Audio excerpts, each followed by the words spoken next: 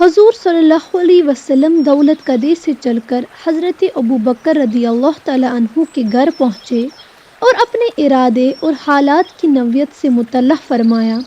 ابو بکر نے کسی پس و پیش، ادنیٰ تعامل اور ذرا سی ہچکچاہٹ کے بغیر رفاقت کی حامی بھر لی۔ پھر حضرت محمد صلی اللہ علیہ وسلم کے ساتھ اس سفر میں رفاقت در حقیقت مصیبتوں اور خطروں میں کودنا اور موت کی آواز پر لبیک کہنا تھا۔ یہ کوئی تفریحی اور تجارتی سفر نہ تھا۔ اس سفر میں ہر قدم پر شدید سے شدید تر خطروں کے امکانات تھے۔ یہ جان کی بازی اور زندگی اور موت کا سودا تھا۔ صدیق اکبر کے ایمان کی قوت نے نفس کے وسوسوں اور اندیشوں کو ابھرنے ہی نہ دیا۔ صدیق کا ایمان خدا اور رسول صلی اللہ علیہ وسلم کے حکم کے آگے چون و چرا کرنا جانتا ہی نہ تھا۔ صرف تسلیم و رضا، اطاعت، اتباع اور فرما برداری، یہ ایمان و یقین کا معاملہ تھا، تجارت نہ تھی۔ جہاں ہر چیز سود و ضیاء کے پیمانے سے ناپی جاتی ہے، یقین عواقب اور انجام سے بے پرواہ ہو کر سر تسلیم خم کرتا ہے۔ ہو سکتا ہے کہ سر کو جھکنے کے بعد پھر اٹھنے کی مہلت نہ ملے اور کسی دشمن کی تلوار کا ایک وار سر کو تن سے جدا کر دے۔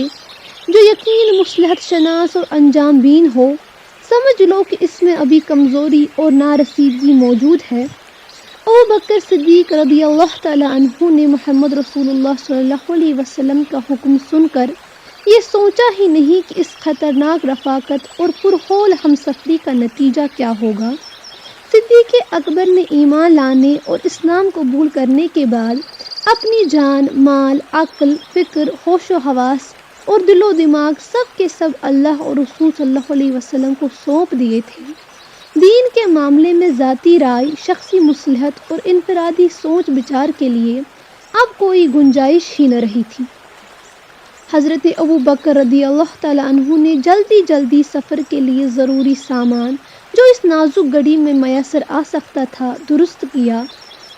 ستوؤں کی تھیلی کا منہ باندھنے کے لیے عجلت اور اضطراب میں کوئی چیز نہ ملی تو ابو بکر رضی اللہ تعالیٰ عنہ کی سعادت مند بیٹی اسماء نے اپنا کمر بند کاٹ کر اس کے ٹکڑے سے یہ کام لیا اور اس نیکی کی بدولت تاریخ اسلام میں ذات النکاتین کے لقب سے ابدی شہرت کی مالک ہو گئی۔ ستو، کھجور، پانی کی چھاگل اور ضرورت کی 2-4 چیزیں لے کر رات کی تنہائی میں حضرت سیدنا محمد رسول اللہ صلی اللہ علیہ وسلم اور حضرت ابو بکر رضی اللہ تعالیٰ عنہ روانہ ہوئے۔ مکہ کی گلیوں میں خاموشی طاری تھی، لوگ اپنے گھروں میں چین کی نیند سو رہے تھے۔ بستی سے باہر حضرت محمد صلی اللہ علیہ وسلم نے مکہ کو محبت کی نگاہوں سے کئی بار مڑ کر دیکھا۔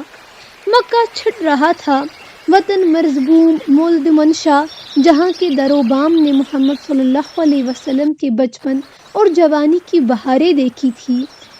ایک ذرہ زبان حال سے کہہ رہا تھا، اے تماشائے گاہ عالم روئے تو کجا بہر تماشا می روی۔ حب وطن محمد رسول اللہ صلی اللہ علیہ وسلم کے قدموں سے لپٹ گئی کہ ام القریٰ کو چھوڑ کر کہاں جاتے ہو؟ اپنی برکتوں سے مکہ کو محروم نہ کرو۔ گلیاں، کوچے اور بازار کہہ رہے تھے کہ محمد صلی اللہ علیہ وسلم، تمہارے نقش قدم ہمارے سینوں میں محفوظ ہے، جا رہے ہو تم، ہمیں بھی ساتھ لیتے جاؤ۔ اتنے مبارک قدم اب ہمیں کہاں میسر آئیں گے؟ اے امن و سلامتی کے پیغمبر، دیس چھوڑ کر پردیس نہ جا۔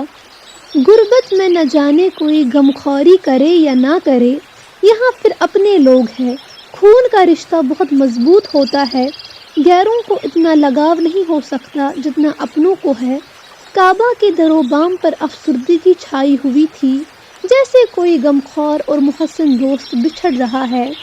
میزاب رحمت سے لے کر حتیم تک سب سوگوار تھے۔ بھیانک اور اندھیری رات، سنگلاخ راستہ، کہیں خطرناک موڑ اور نشیب و فراز بھی، پتھروں کی داریں اور سنگریزوں کی نوکیں پائے مبارک میں چبھنے لگے۔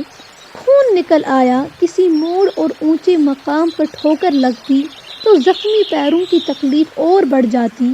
یہ حالت دیکھ کر صدیق اکبر رضی اللہ تعالیٰ عنہ سے رہا نہ گیا۔ محمد رسول اللہ صلی اللہ علیہ وسلم کو اپنے کاندھے پر چڑھا لیا پتھروں کی تیز نوکیں صدیق اکبر کے پیروں کو لہولہان کر رہی تھیں، مگر ابو بکر رضی اللہ تعالیٰ عنہ اس خیال سے کہ سرور دو عالم کو تکلیف نہ ہو، چوٹ کھا کر بھی ہلتے جلتے نہ تھے۔ وہ پتھروں کی نوکوں پر اس انداز سے چل رہے تھے جیسے کوئی پھولوں کی سیج پر چل رہا ہو۔ 5 میل کی مسافت کے بعد غار ثور آ گیا۔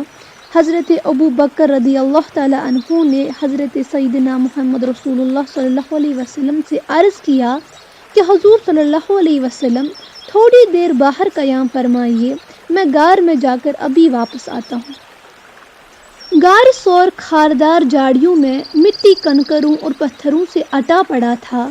انتہائی بھیانک اور ڈراونا منظر تھا۔